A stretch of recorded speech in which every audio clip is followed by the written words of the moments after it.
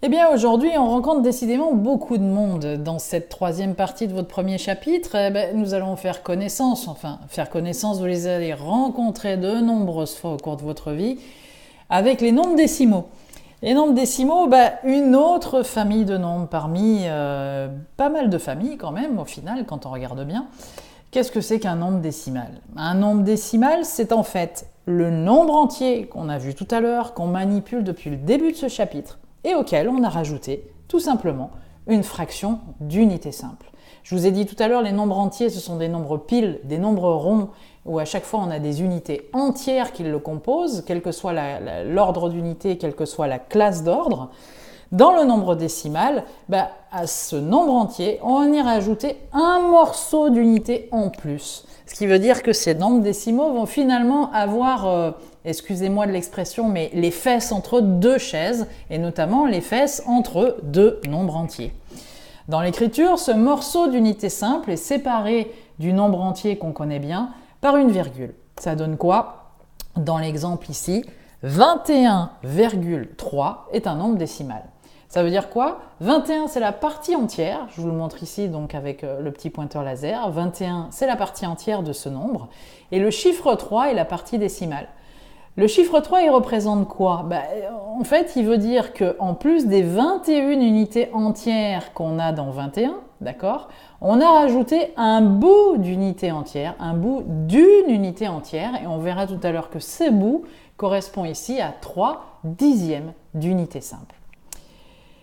Ce sont donc de nouveaux nombres, les nombres décimaux, qui vont permettre de traiter des problèmes de grandeur, de mesure, de partage. On a vu que les nombres entiers, ils nous servaient surtout à dénombrer, à compter, à exprimer des grands nombres. Le nombre décimal, lui, comme il va parler de fractions d'unités simples, on se retrouve dans le tout petit. Ils vont donc nous permettre d'approcher d'aussi près que l'on veut la mesure d'une grandeur quelconque qui ne pourrait être quantifiée par un nombre tout rond ou un nombre pile qui est le nombre entier. On va aller beaucoup plus finement dans la description de quelque chose qu'on veut mesurer, d'accord, parce qu'on va situer avec le nombre décimal entre en fait deux nombres entiers. Et le nombre décimal, vous allez voir, qui peut préciser de manière microscopique et même plus, nanoscopique ou picoscopique, les choses que l'on veut mesurer. Alors, chaque unité simple, donc, par exemple, on va commencer ici sur les nombres décimaux, on va partir du principe qu'on va zoomer sur ce qui se passe entre deux nombres entiers consécutifs, on l'a dit, qui sont séparés par une unité simple en fait. Et si on zoome, on peut dire que chaque unité simple, on va s'amuser à la diviser en 10 intervalles, d'accord? Si on divise une unité simple donc en 10 intervalles, chacun de ces petits intervalles va valoir 1 divisé par 10. Si vous prenez une petite calculette, 1 divisé par 10, ça fait 0,1. Un nombre décimal déjà à lui tout seul. Donc en fait, chaque petit intervalle ici que je vous montre, j'ai pris l'espace entre deux nombres entiers qui est 1 et 2, et puis l'espace entre 2 et 3. Ils sont chacun séparés successivement et respectivement par une unité simple. Et on s'est amusé à découper cette unité simple ici entre 1 et 2 en 10 parties égales, chacun des petits tirets représentant 1 divisé par 10, 1 dixième d'unité, 0,1. Ici, donc on va pouvoir décliner entre 1 et 2, donc une nouvelle série de nombres, des nombres qui sont décimaux et qui vous indiquent bien, par exemple dans 1,1, que j'ai une unité dans ce chiffre, d'accord, mais à laquelle j'ai ajouté une portion d'unité, et notamment ici j'en ai ajouté une seule, d'accord, une seule portion de la partie ici entre 1 et 2 qui est divisée en 10, c'est-à-dire j'ai rajouté 1 dixième, j'ai rajouté 0,1. Donc je me retrouve avec le nombre décimal 1,1. Puis, si à 1,1 je lui ajoute encore un dixième d'unité, je vais me retrouver avec 2 dixièmes d'unité, donc j'écris qu'ici je suis à la position du nombre décimal 1,2, c'est-à-dire le chiffre entier 1, auquel j'ajoute une fraction d'unité entière qui correspond à 2 dixièmes d'unité entière. Et ainsi de suite, je passe de 1,2 à 1,3 en rajoutant encore un dixième, c'est-à-dire 0,1 unité, puis de 1,3 à 1,4 en rajoutant un dixième, et ainsi de suite, et ainsi de suite, et ainsi de suite. Et puis quand j'arrive à 1,9, en fait j'ai une unité entière, et 9 dixièmes encore d'une unité à rajouter. Je suis pas loin de rajouter une deuxième unité entière, mais je suis un peu en dessous. Donc il nous faudra encore rajouter 0,1 à 1,9, un dixième d'unité, pour passer à 2.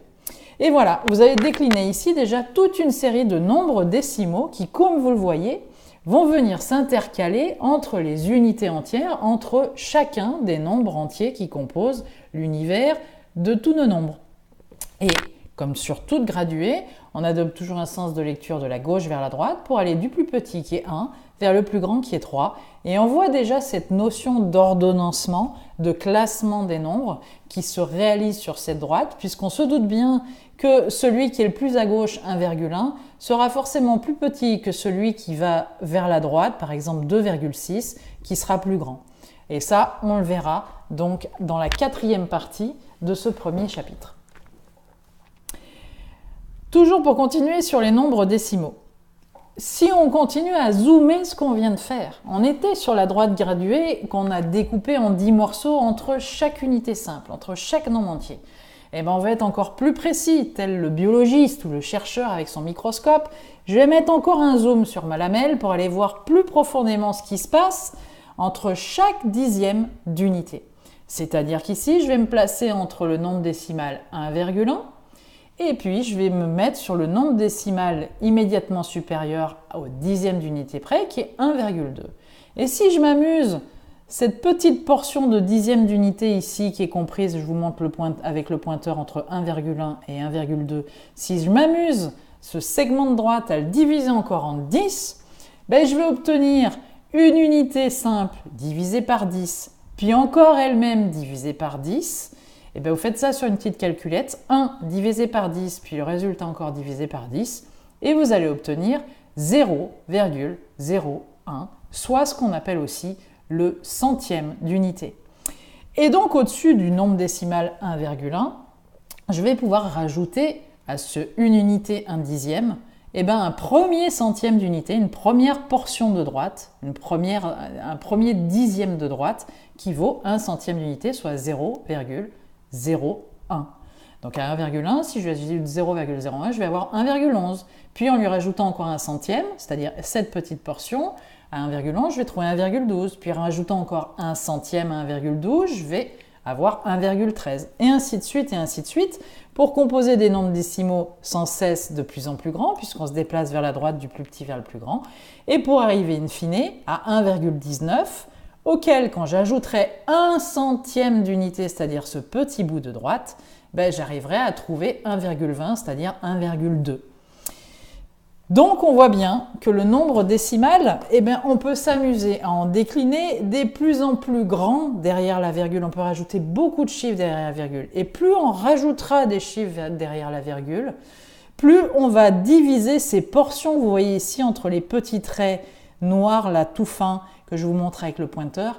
On va pouvoir diviser ça encore en 10, puis on va pouvoir le diviser encore en 100 cet espace, puis encore en 1000, puis encore en 10 000, puis encore en 100 000. C'est-à-dire on va vraiment mettre de plus en plus des gros zooms pour aller voir très finement ce qui se passe entre 1,17 et 1,18 par exemple, puisque c'est ce que je vous montre à l'écran en ce moment. Le nombre décimal, vous l'avez bien compris, nous sert à approcher de manière très précise des choses infiniment petites. Le nombre entier nous sert, grâce à ces classes d'ordre, à pouvoir approcher des nombres qui sont très grands. C'est pour ça que entiers et décimaux, c'est comme les 5 doigts de la main, c'est comme les 2 paires d'yeux, c'est comme le yin et le yang. Ça ne se sépare jamais. Pourquoi ? Parce que tout simplement, les uns sont complémentaires des autres. Je vous le marque donc, le nombre décimal permet de quantifier des très petites quantités qui vont se situer entre deux nombres entiers successifs. Pour en finir un petit peu avec les nombres décimaux, on va quand même faire quelques applications concrètes et notamment on va servir du tableau de numération. Parce que le tableau de numération qu'on avait vu jusqu'à maintenant ne concernait, on l'a vu, que des nombres entiers. Mais ce tableau de numération, maintenant qu'on connaît et qu'on a revu, qu'on s'est remis en mémoire les nombres décimaux, il va se compléter de la manière suivante. On a notre tableau de numération, comme je vous le montre ici avec le pointeur, qu'on a vu précédemment, d'accord ? Avec les unités simples, milliers, millions, milliards, unités, dizaines, centaines. Et puis on va rajouter maintenant à droite de tout ça, ce qui va décomposer la colonne ici des unités simples, en des toutes petites parties d'unités simples. Alors quand on divise par 10, on a le dixième d'unité, donc ce sont des unités décimales maintenant, donc on rajoute au tableau de numération. Puis je divise ce dixième encore en 10 parties, je vais avoir des centièmes. Si je divise ce centième encore en 10 parties, je vais avoir des millièmes, et ainsi de suite. On aura des 10 millièmes d'unité, des 100 millièmes d'unité, des millionièmes d'unité, 10 millionièmes, 100 millionièmes, milliardièmes d'unité. En fait, on voit que le trait rouge ici, central du tableau de numération, fait comme un miroir par rapport à ce qu'on a vu sur les classes d'unités des nombres entiers. Dans les unités décimales, on décline non plus des dizaines mais des dixièmes, non plus des centaines mais des centièmes, etc. etc., etc. Voilà. Alors, qu'est-ce que je voulais vous dire d'autre là-dessus? On va faire un petit exemple concret là, sous les yeux. On va placer dans ce tableau de numération des nombres décimaux. Je vous les ai écrits ici en gras dessous, 117 512,5, 124,6325 et 0,00000 4578 dans le tableau de numération. Comment va-t-on faire? Alors d'abord, je prends un petit crayon. Pardon, excusez-moi. Hop, ça arrive à tout le monde de faire des erreurs. Je prends un petit crayon, donc le stylet ici présent, et puis on va l'écrire en rouge. Alors comment on écrit un nombre décimal? C'est très simple. Si je vous ai fait le trait de séparation rouge entre les unités de nombres entiers et les unités décimales, c'est simplement parce que c'est sur cette colonne, enfin ce trait rouge, ce bord rouge de la colonne des unités simples, qu'on va placer l'élément central du nombre décimal. Et l'élément central du nombre décimal, c'est ce que je vous entoure en bas, c'est-à-dire la virgule. L'élément central de tous ces nombres ici, c'est la virgule. Et si je les ai entourés en rouge, c'est parce que la virgule, à chaque fois, va être placée comme ceci, c'est-à-dire sur le trait rouge de votre tableau de numération. Alors j'ai déjà placé mes 3 virgules, excusez-moi, on dirait plutôt un cheveu qui est mal peigné, mais c'est pas grave.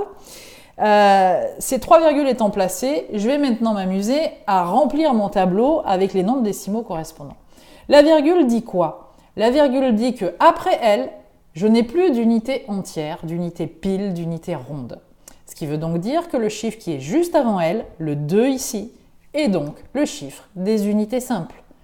J'ai 2 unités simples derrière laquelle je vais décliner 5 unités décimales, en l'occurrence ici des dixièmes d'unités décimales, puisque c'est le premier chiffre qui vient après. Donc on commence d'abord par remplir la partie entière du chiffre 17 512. Donc j'ai mis le 2 dans la colonne des unités, j'ai une dizaine d'unités, j'ai 5 centaines d'unités, j'ai 7 unités de milliers, et puis j'ai une dizaine de milliers. Pardon, j'ai bien 17 512. Et derrière la virgule, on m'indique que j'ai le chiffre 5. Le chiffre 5 me dit donc que j'ai 5 dixièmes d'unité, c'est-à-dire j'ai 5 petits tirets qui sont situés entre 17 512 et le nombre entier au-dessus, 17 513. Donc j'ai 5 petits tirets, 5 dixièmes d'unité qui sont venus se rajouter à mon nombre entier, 17 512. Une fois qu'on a compris ça, c'est très simple de faire le suivant. 124,6325, je l'écris d'abord ma partie entière, à savoir que j'ai 4 unités simples, voilà, 2 dizaines et une centaine d'unités simples. Vous pouvez vous servir du tableau de numération que vous avez téléchargé aux pages précédentes, déjà pour vous entraîner à placer 17 512 et 124. Mais sur cette page, vous allez pouvoir maintenant télécharger le tableau de numération complet avec la partie décimale. 124, la partie entière de mon nombre décimal, 6325. Donc là, contrairement à ce qu'on a fait jusqu'à maintenant, cette fois, on va le remplir de la gauche vers la droite. On va lire successivement les chiffres des unités décimales et on va les placer dans cet ordre dans les colonnes correspondantes. À savoir que derrière la virgule, j'ai 6 dixièmes d'unité simple, puis après j'ai 3 centièmes d'unité simple, puis je divise encore en 10 parties mon centième et je vais arriver au millième d'unité simple, donc j'ai 2 millièmes d'unité simple, puis enfin j'arrive au 10 millième d'unité simple où j'en ai 5. Voici donc placé 124,6325 dans le tableau de numération, à part que ma virgule, j'aurais dû la faire un peu plus basse parce qu'elle fait un peu bizarre. Enfin, pour le troisième nombre décimal ici présent, dans le tableau de numération, Toujours pareil. Alors, que m'indique ici la particularité de ce nombre? C'est qu'en fait, avant la virgule, j'ai combien d'unités simples? J'en ai 0. J'en ai aucune. D'accord? Je n'ai pas d'unité simple entière. C'est ça que ça veut dire. Ça ne veut pas dire que j'ai pas d'unité du tout. J'ai pas d'unité simple de partie entière. Par contre, j'ai un petit bout de machin qui permet de dire que tout ça là qui est derrière, c'est pas 0, c'est au-dessus de 0. J'ai rajouté quelque chose à 0 unité simple. Et ce que j'ai rajouté, ce sont tous les chiffres qui sont ici et que je suis en train de vous souligner en rouge. C'est-à-dire 0, 0, 0, 4, 5, 7 et 8. Comme je vous l'ai expliqué, dans la partie décimale, on le remplit de la gauche vers la droite, simplement en recopiant. Donc ici, j'ai après 0 dixième d'unité, 0 centième d'unité, 0 millième d'unité. Par contre, j'ai 4 dix millièmes d'unité, donc j'ai quand même quelque chose au-dessus de 0. Puis 5 cent millièmes d'unité, puis 7 millionièmes d'unité. Et enfin, pour terminer, 8 dix millionièmes d'unité. J'ai donc écrit ces trois nombres décimaux dans le tableau de numération. Vous voyez que c'est assez simple. À partir du moment où on met tout de suite dans la colonne avec le bord rouge et sur la ligne rouge, la virgule qui est le centre de mon nombre décimal.